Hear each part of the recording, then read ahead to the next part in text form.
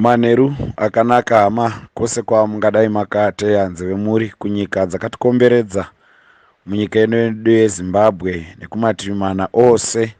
Tinotenda Mwari nenyasha dzake waswera wakatichengeta. Regai tisangane pamunamato wedu wemanheru ano, wandinotenda kuti kana tikanga tapedzawo mabasa tagara mudzimba dzedu tikateerera shoko rino richatimutsa mwoyo nekutipawo simba.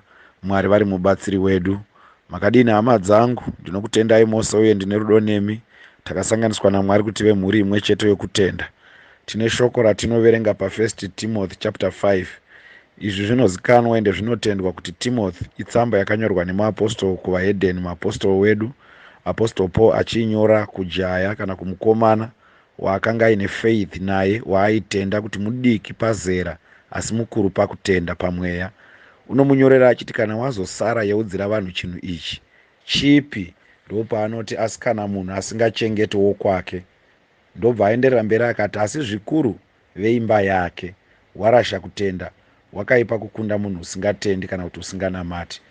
Mwari wekudenga ngaatibatsire apo kamwe tiri kusvika patinoda kushumira shoko iri. Zviri kunziko pakurarama kwedu kana munhu asingachengeti wekwake. Panoda kuti tigone kunzwisisa vadikani hama kuti tine vakoma navanin'ina.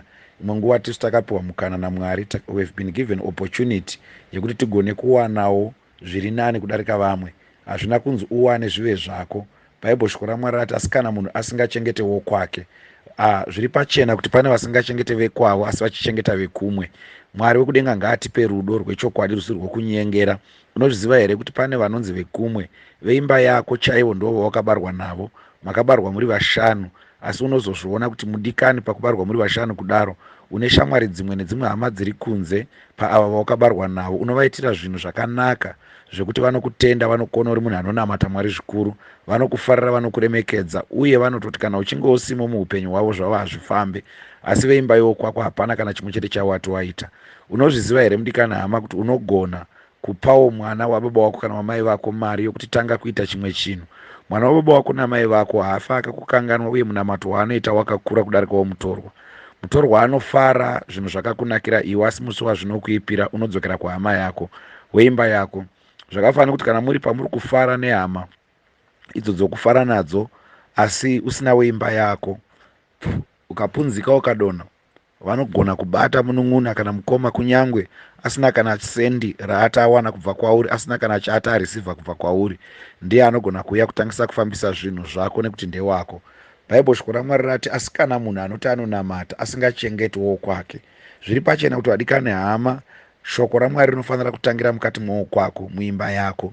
Vekwako ndidzo hama dzako, vabereki vako, vazukuru, vanin'ina, vakoma, vanaasekuru, vanaambuya vakakuchengeta, nehama dzaunogara nadzo, kunyange navabereki vakakubereka, ndovo kwako. Regai timbotangira ipapo vadikane hama, tisati taenda kure. Kunyange tikawana dzimwe shirikadzi dziri kunze asi hama dzedu dzisati dzadya nokunwa dzisina chakanaka chadzinowana kubva kwatiri, tinogona kurasa kutenda, nekuti bhaibheri rati asingaite izvi warasa kutenda.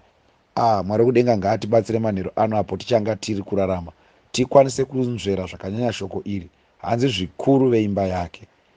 Zvikuru veimba yako. That's why uchiona bhaibheri rinototi iyi imba yaDhani, imba yaGadhi, imba yaManase, imba yaJudha, imba yaNaftari, imba yaEfremu, imba yaJoseph. Dzimba uchatozviona kuti imba imwe neimwe yanga ine maassignments ayo. Imba yaLevhi yakanga iri yevaRevhi. Uchatoona kuti imba yaJudha yakanga isina kurehwa zveupurisita.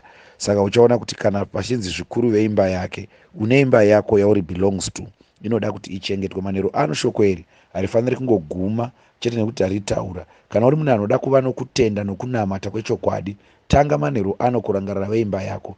Hazvishamise kuti manheru ano pane munhu akabloka mwana wababa wake, mumwe munhu akabloka munin'ina kana mukoma wake, hanzvadzi kana nditini waunoberekwa naye, nekuda kwezvinhu zvidiki zvakaitika ukarega kumuregerera.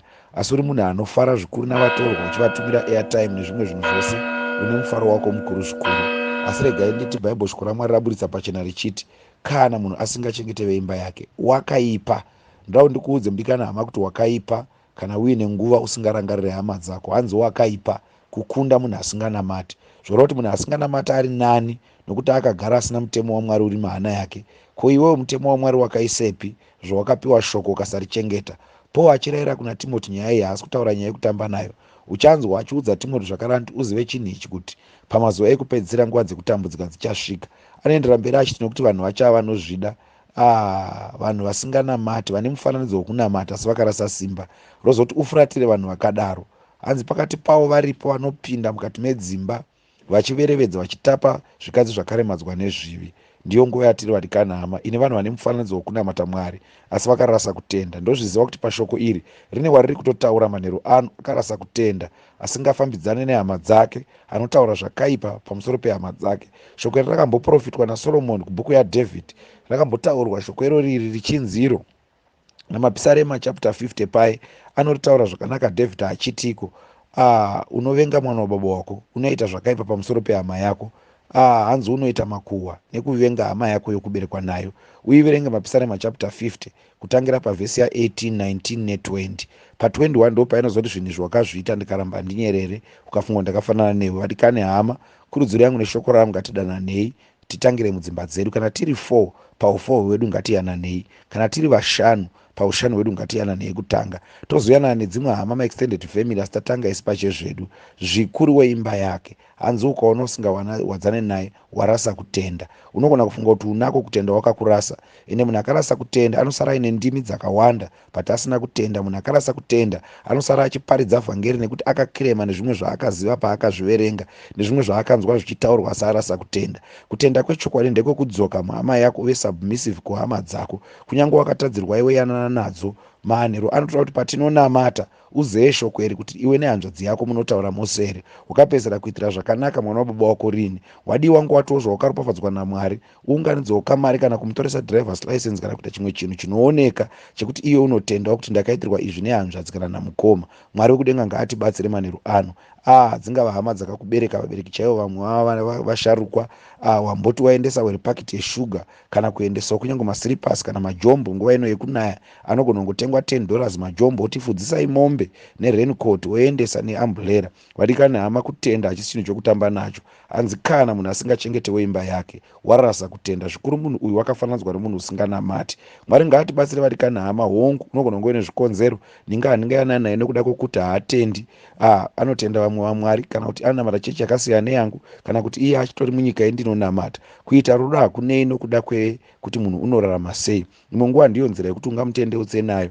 Imwe nguva ukaita zvakanaka watozviita iwe chizvirega, Mwari ndiye anozoita the rest. Unozviona here kuti mukomana anonzi Kaini akasvotwa nekuita zvakaipa kusvika pakuda kuuraya Abheri munin'ina wake. Regai nditi Mwari wekudenga ngaatibatsire manheru anoda kuti tisvike patinonamata kuti Mwari, shoko rangu iri nderangu, kana ndisingachengete veimba yangu, zvikuru ndarasa kutenda. Unosara uchienda kugomo uchikwira pamakomo anorwadza, uchitsanya zvokudya Mwari pama10 days asi hataure nababa wake kana namai vake. Aundi vane zvikwambo, vanoroya, vane zvinhu zvakaipa. Nyamba Mwari watinoparidza mukuru kudarika uroyi navaroyi. Ndoda kuti Mwari kudenga akubatsire. Zvikuru veimba yako, ukaona munhu asingachengete veimba yake warasa kutenda. Vadikane hama, ungawadzana nehama neshamwari muchigocha neshamwari dzako dzekubasa, kana dzingaa dzekuchechi, kana dzingaa shamwari dzemuraini, kana dzingaa shamwari dzawakakura nadzo, kana magrupu amuri ekuchikoro chamaidzidza, but usingayanani, usingagoche nemwana wababa wako, usingagoche nomunun'una kana nomukoma wako, shoko raMwari rati warasa kutenda. Po achinyora mazwi aya anga azviona kuti panguva yekupedzisira vanhu vacharasika. Mwari wenyasha ngaatibatsire tibve mukurasika uko, vadikane hama. Ndosvika patinonamata kuti dai Mwari wokupa hana inorova, dai Mwari wakupa manheru anokutumira meseji ndichipedza kunamata kwehama yako, zviri nani kuti iwe ugeze maoko, iye aite zvakaipa, kwete iwe uzotaura uchiti ini ndinozama zvose, ndakazama icho nechocho, iyewo zvake ndiye ane weakness yake. Mwari vanokupupurira pamazwi aya. Regai tinamate kuna Mwari wakatendeka. Matipa shoko iri kuburikidza muromo waMwari wataura nemuromo waApostle Paul achitaura tsamba iyi kumukomana Timothy. Anoti kana munhu asingachengete veimba yake, zvikuru veimba yake, hama yake, zvikuru veimba yake, warasa kutenda. Baba, tichengetedzerei kutenda kwamakatipa tidanane tiyanane, semazuva mashoma amakatipa okugara panyika inopfuura. Tinokutendai kuti rudo rwaKristu ngarugare pakati pedu. Nyasha dzenyu ngadzive nesu manheru ano. Tipei kurangarira nokutondera vabereki, vanasekuru, vanambuya, vanatete. Tinoziva kuti mafamilies edu madiki zvikuru, asi rudo hapana pakati pedu. Hatifambidzane, hatiyanane nokuda kwemweya wakaipa. Tipeiwo nyasha idzi Mwari, sezvamatishumira manheru ano, tigone kushanduka, tirege kungonzwa shoko iri bedzi, tirege kuva vanzwi asi vaiti. Nyasha dzenyu Mwari ngadzigarei nesu muzita raJesu. Vadikana hama, kwose kwamungadai muri, mufaro wangu kuti Mwari vatuma meseji iyi kwamuri, kwandiri nekwauri. dai tagona kushanduka. God bless you.